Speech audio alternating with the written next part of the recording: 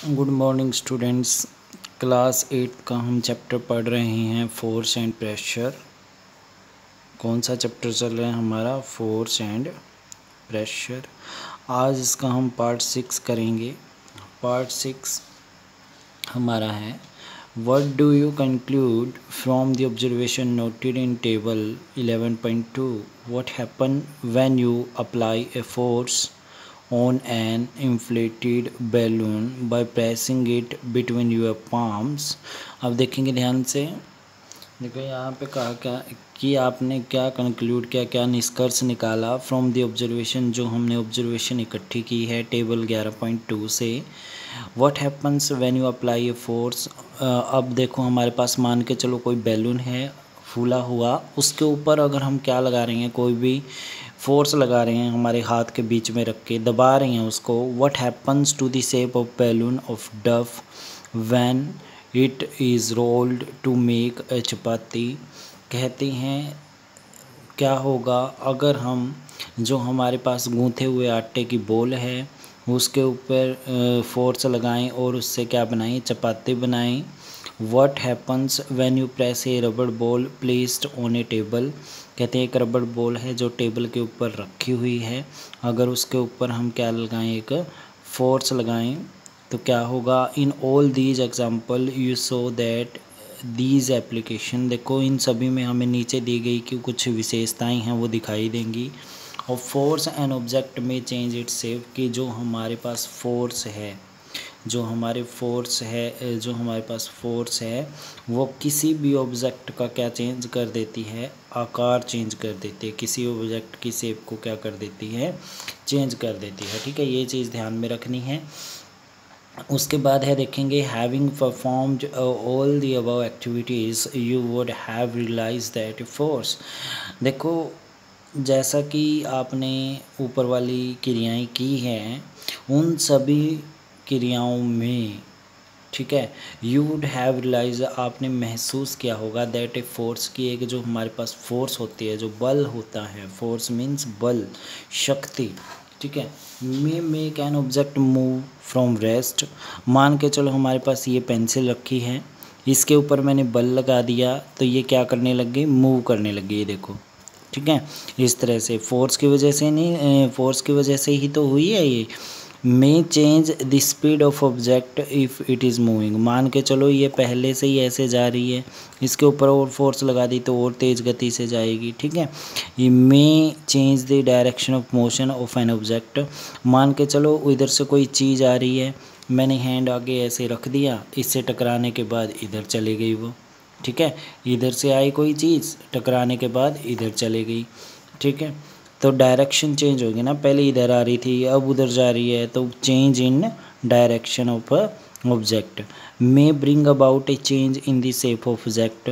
Object की क्या हो जाती है, शेप, आकार चेंज हो जाता है। मे कोज सम ऑल दीज इफेक्ट्स, और ऐसा ये सभी चीज़ें एक में भी हो सकती हैं। ठीक है, जैसे कि कोई चीज़ दौड़ रही है, ठीक है, कोई चीज़ रेस्ट में है, पहले वो किस में आ गई, मूविंग में आ गई, मूविंग से फिर उसकी स्पीड और तेज़ हो गई, और तेज़ स्पीड से वो किसी चीज़ से टकराई और टकराने के बाद किसी और दिशा में चली गई, किसी और दिशा में जा टकराने के बाद उसकी शेप क्या हो सकती है, चेंज हो सकती है और दूसरी दिशा में जा सकती है। तो ये सारी चीज़ें एक में भी हो सकती हैं। मेक ए सम और ऑल ऑफ दीज इफेक्ट्स। कहते हैं while a force make is one और मोर ऑफ दीज इफेक्ट। कहते हैं बल एक भी हो सकता है और बहुत सारे भी प्रभाव डाल सकता है। It is important to remember that none of these action can takes place without the action of force. बिना बल के कोई भी क्रिया नहीं होती। Thus an object can not move by itself. जैसे कि हम बात करें, ये पेंसिल रखी है, ये अपने आप एक जगह से दूसरी जगह पे नहीं जा सकते ही। कैन नॉट चेंज डायरेक्शन, कोई ऑब्जेक्ट आ रहा है अपनी डायरेक्शन चेंज नहीं कर सकता बिना फोर्स के। ठीक है, and its shape can not change by itself. उसके बाद है कॉन्टैक्ट फोर्सेस। कॉन्टैक्ट फोर्सेस में हमारी कौन कौन सी फोर्सेस आ जाएंगी, ध्यान देना है। हमारी मस्कुलर फोर्सेस, ठीक है, कॉन्टैक्ट फोर्सेस को बोला जाता है संपर्क बल। संपर्क बल के बाद इसका टाइप आ जाता है, ये देखो कॉन्टैक्ट फोर्सेस के टाइप भी पूछ सकते हैं। 2 टाइप के होते हैं हमारी, एक मस्कुलर फोर्सेस और एक फ्रिक्शनल फोर्सेस। ठीक है, आपके पास 2 टाइप हैं। उसके बाद यहाँ देखेंगे मस्कुलर फोर्सेस।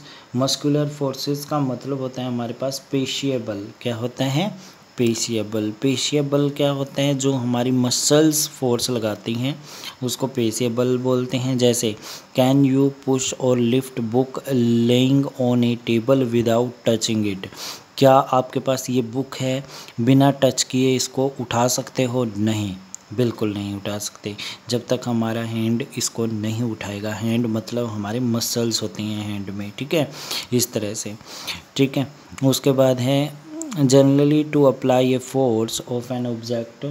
कह रही हैं कि अगर हम किसी भी ऑब्जेक्ट पे, किसी भी वस्तु पे बल लगाते हैं, your body has to be in contact with the object. आपकी जो बॉडी है, आपका जो हाथ है, जैसे बुक को टच किया ना तो कॉन्टैक्ट में आएगा, संपर्क में आएगा।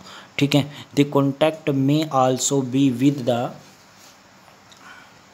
The help of A stick और ए पीस ऑफ रोप। तो वो कॉन्टैक्ट है जो वो किसके साथ भी हो सकता है? एक स्टिक के साथ भी हो सकता है, रोप के साथ। मान के चलो ये पेंसिल है, पेंसिल से मैंने बल लगा दिया किसके ऊपर? इस बुक के ऊपर। तो मेरा कॉन्टैक्ट किससे है? इस पेंसिल से। पेंसिल का कॉन्टैक्ट किससे है?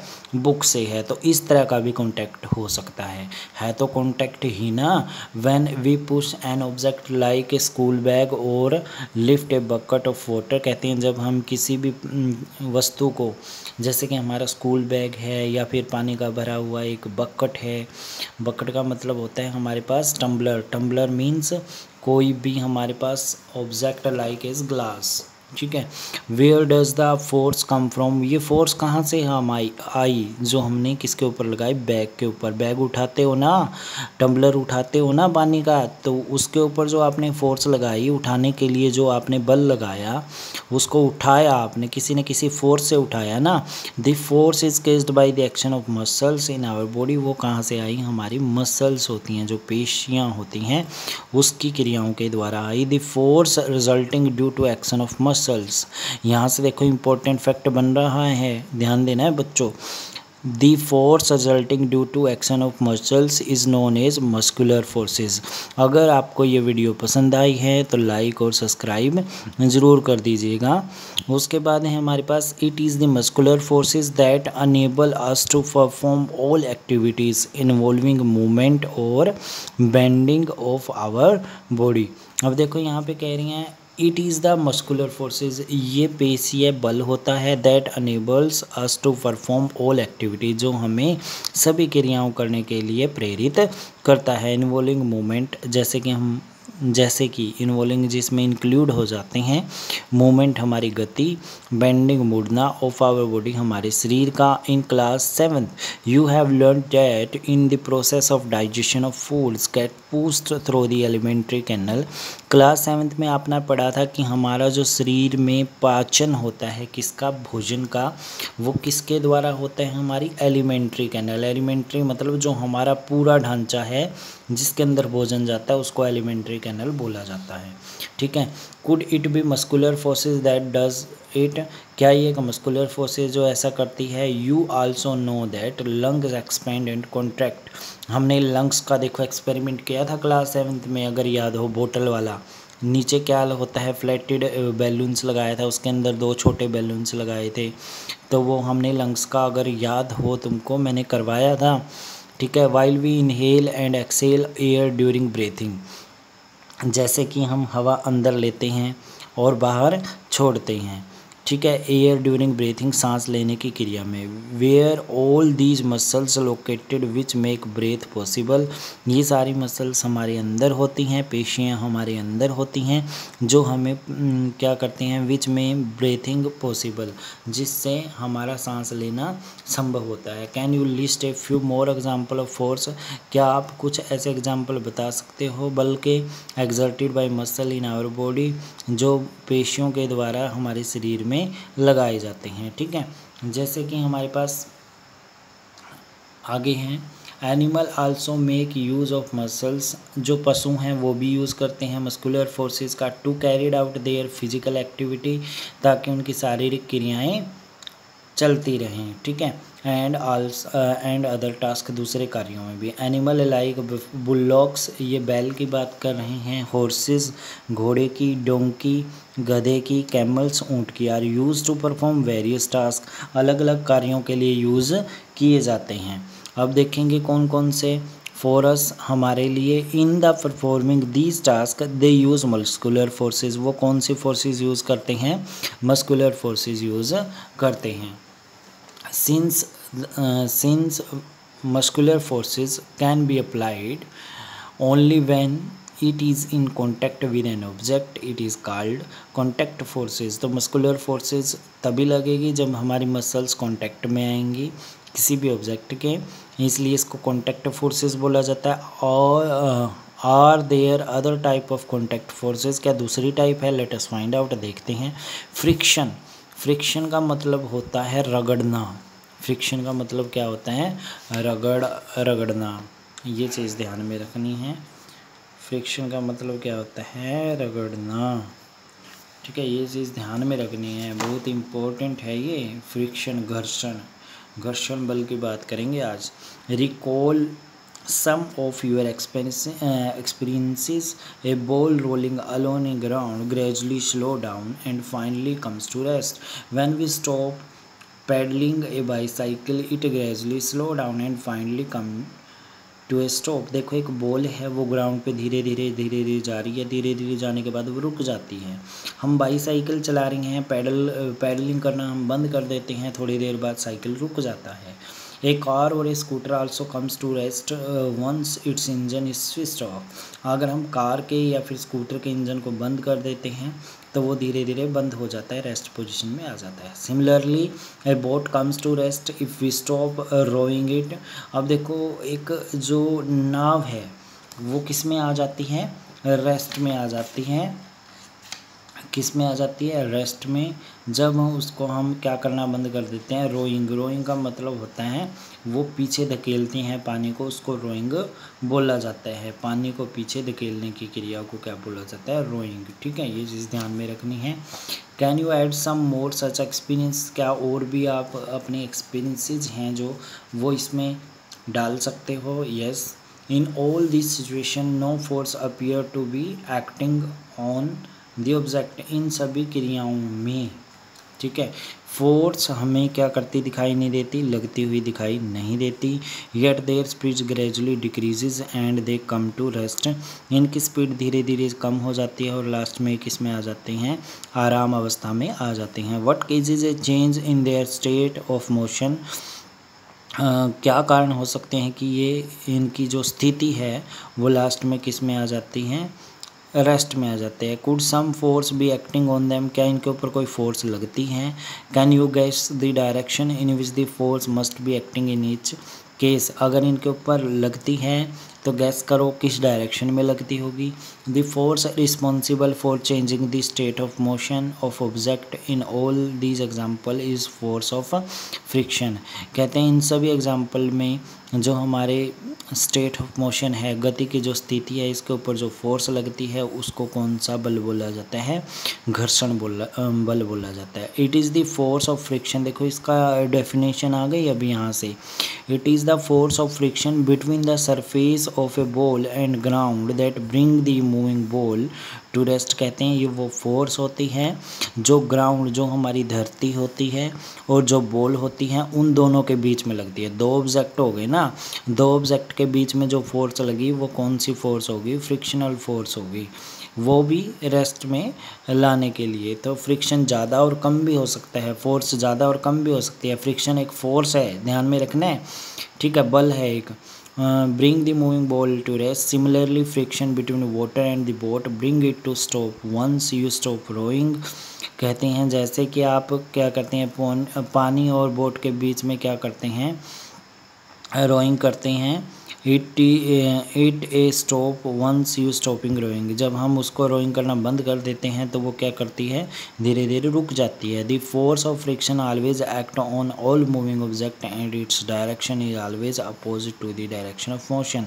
देखो जो हमारे पास फ्रिक्शनल फोर्स होगी वो अपोजिट डायरेक्शन में लगेगी। मान के चलो आपका ऑब्जेक्ट इधर मूव कर रहा है, ठीक है, जो फ्रिक्शनल फोर्स है वो अपोजिट डायरेक्शन में। मान के चलो पानी आपका इधर मूव कर रहा है, ठीक है, बोट किस टाइप मूव करेगी, इस टाइप। इसलिए आपने देखा होगा जब बोट को आगे की तरफ लेके जाते हैं तो पानी को पीछे की तरफ धकेला जाता है।